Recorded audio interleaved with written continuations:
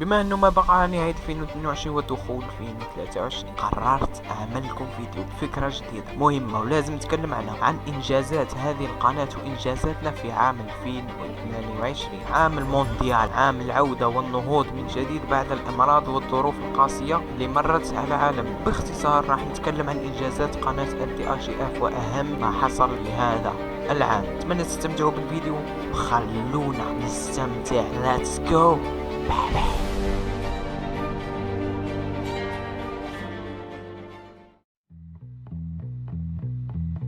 أول إنجاز هو عودة قناة LTRGF، عودتي لها بقوة، لأنه في عام اللي فات حصلت ظروف صعبة علي في التصوير مثل البي سي، فعدلتها ورجعت بقوة في هذا العام، وأتمنى العام القادم أكون أقوى ونوصل أهداف أكثر. هدف هذا العام كان على الأقل أنه نوصل ربع ألف مشترك، 250 مشترك، وحققته الحمد لله. أتمنى العام القادم نحقق ربع 10,000 مشترك، أي 2500 مشترك، ومتأكد إن شاء الله أنه راح نحققها. انت بتتكلم جد؟ أتمنى أكثر، أتمنى نوصل حتى 100,000 العام القادم. بالإصرار والعزيمة ممكن نعمل أي شيء، هذا من أهم الأهداف اللي راح نوصل لها في القناة في الأعوام القادمة. والإنجاز هو أني وصلت ل 250 مشترك. ثالث أهم إنجاز في هذه القناة هو افتتاحنا لسيرفر دبل كرافت ماينكرافت مع مستر إيك. السلام عليكم ورحمة الله وبركاته جماعة. كان سيرفر رائع الصراحة، وراح تلاقوه في البلاي ليست أو القوائم، فيه 10 حلقات، لكن استمتعت فيه الصح، وكان من أعظم الإنجازات اللي سويتها في هذه القناة.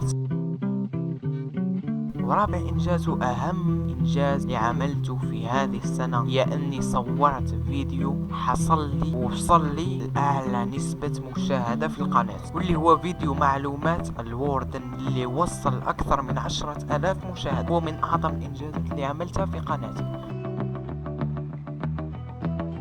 وخامس وآخر إنجاز عملناه لحد الآن هو افتتاح سيرفر تشالنج كرافت بتحدياته المجنونة. نحن نعمل عليه ونتمنى أن يكون إنجاز مؤثر على القناة بتحدياته المجنونة الفتاكة. تابعوها فقط، سلسلة رائعة من ماينكرافت، نلعب ماينكرافت ولكن بتحديات مجنونة. تابعوا هذه السلسلة والله ما راح تندموا، أنصحكم تتابعوها. نزلت فيها حلقتين، الحلقة الثالثة راح أعملها مع الوقت.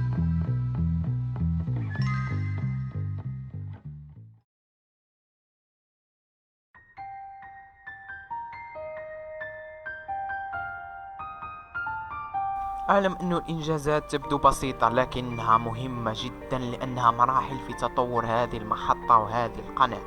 اللي متابعينها ما في زيهم. أتمنى أن نخوض إنجازات رائعة مع بعض في المستقبل. كان عام رائع استمتعت فيه بكل فيديو صورته ومنتجته ورفعته. شكرا من القلب صراحة.